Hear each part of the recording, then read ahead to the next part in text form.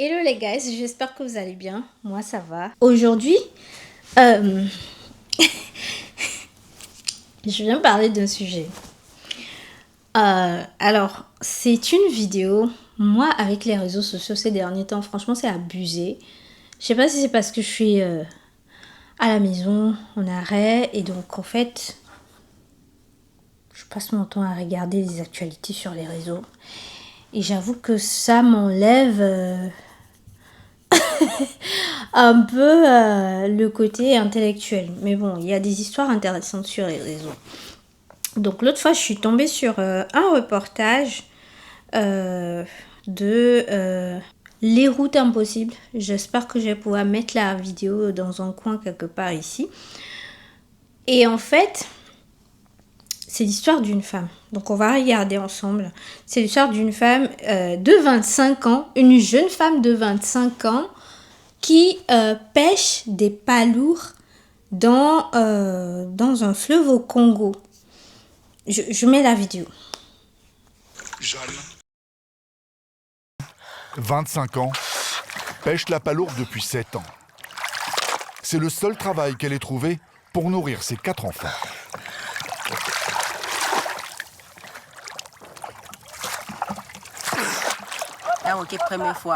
Pour remonter des palourdes, je peux rester 3 minutes sous l'eau. Après plusieurs plongées, je me repose 30 minutes, puis j'y retourne encore. Elles sont une centaine à arpenter les fonds, sans aucun équipement, à part leur courage et un souffle légendaire. La montée des eaux due au changement climatique a rendu leur tâche beaucoup plus difficile.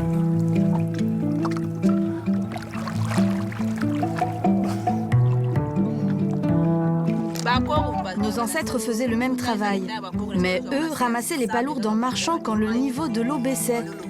Mais on a changé la technique. Maintenant, il faut plonger. Seulement, plonger 6 heures par jour, toute la semaine, par 4 mètres de profondeur, n'est pas sans conséquences.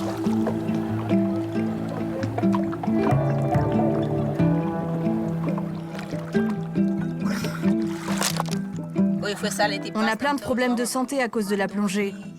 Des maux de tête, les oreilles qui se bougent. Et quand ça devient trop violent, il faut vite remonter à la surface. Alors, cette vidéo, quand je l'ai regardée, ça m'a beaucoup attristée. Et je vois dans les commentaires des encouragements. Je suis d'accord qu'on encourage cette jeune femme, ok. On dit d'elle qu'elle est une femme forte, qu'elle est courageuse. Oui, elle est courageuse. Oui, c'est une femme forte. Voilà, c'est une battante et tout. Je reviens un peu sur les commentaires en même temps que je vous parle. Et en fait, oui, bravo femme forte, courage. Ah, quelle beauté, quel courage. Nous t'aimons, femmes noires, femmes africaines. Ok, tout ça c'est bien.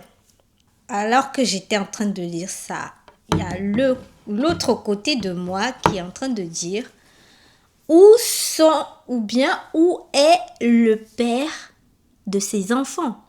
Ok, à moins que il ou ils soient décédés, ce dont je ne suis pas très sûre. Mais où est-il? Où sont-ils? Comment ça se fait qu'une dame qui ait porté la vie à 4 reprises, une jeune dame, elle a 25 ans. Comment ça se fait qu'elle soit obligée de faire ce genre de travail pour nourrir ses enfants? Moi, ça m'a attristée.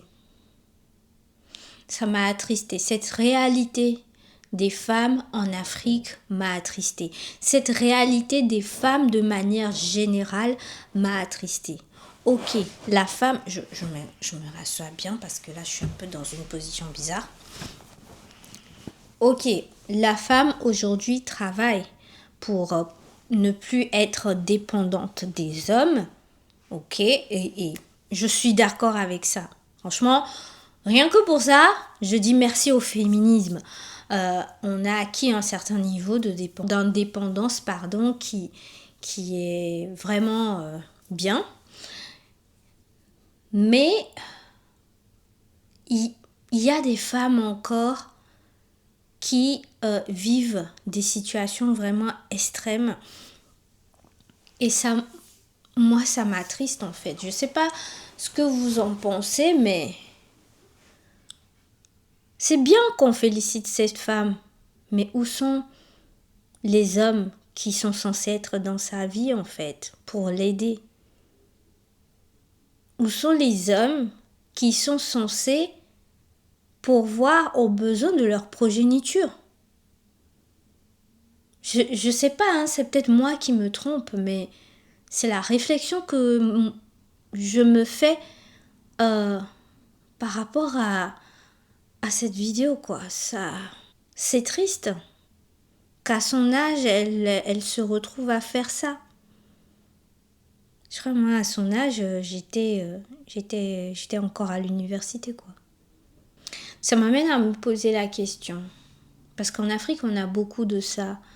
On a beaucoup de ces hommes. Je dirais pas la réalité européenne parce que même si je vis en Europe, je fais face moins à ces genres de situations. Je sais pas si c'est parce je suis pas confrontée à ce genre de public.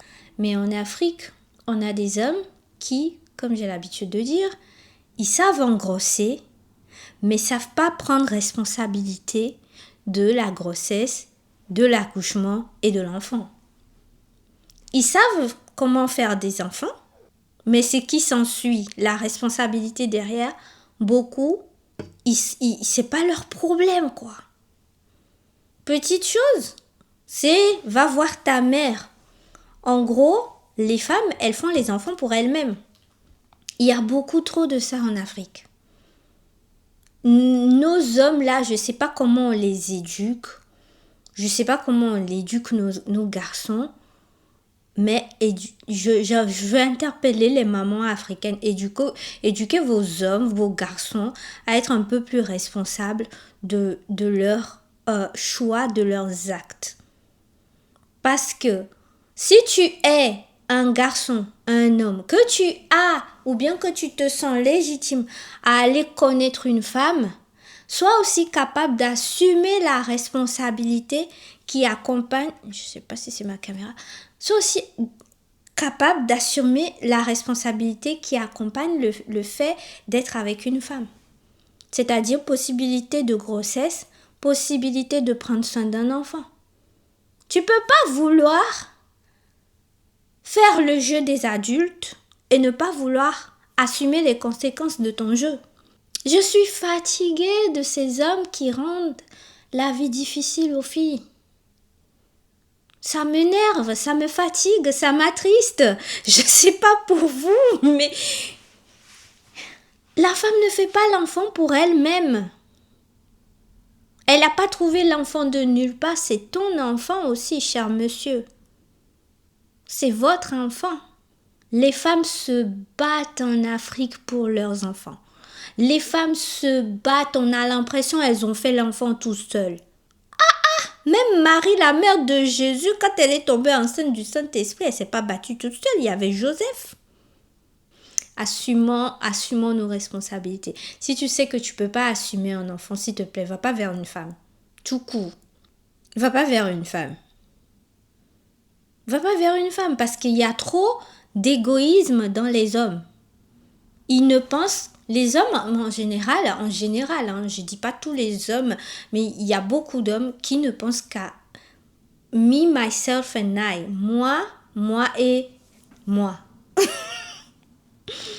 Ça dit que le reste là, ils peuvent se vanter, j'ai tel nombre d'enfants, j'ai tel enfant quelque part ici, mais ils savent pas que ce qui fait la richesse d'un homme, c'est qu'un jour, ses enfants soient capables de dire « Je suis fière d'être le fils de tel. Je suis fière de mon père.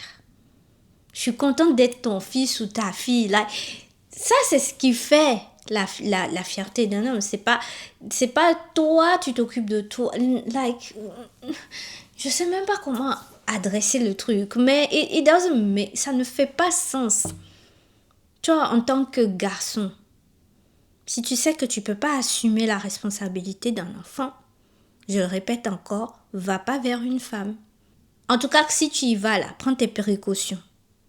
Arrêtons d'être irresponsables. Arrêtons de mettre la vie des gens en jeu. Arrêtons de faire souffrir les filles. Arrêtons de faire souffrir les enfants. Peut-être je me trompe. Que le ou les papas de ces enfants-là font quelque chose.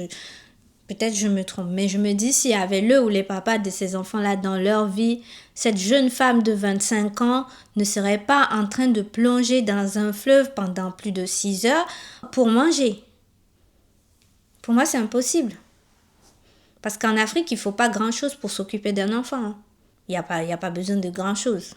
Mais bon, bref, qui suis-je pour juger? Je ne juge pas, mais je dis juste que c'est une situation qui attriste. C'est une situation qui n'est pas normale. Arrêtons de prendre les choses dysfonctionnelles pour des choses louables et appréciables. Parce que ça, pour moi, c'est dysfonctionnel. C'est dysfonctionnel. Une femme a besoin d'avoir sa vie de femme.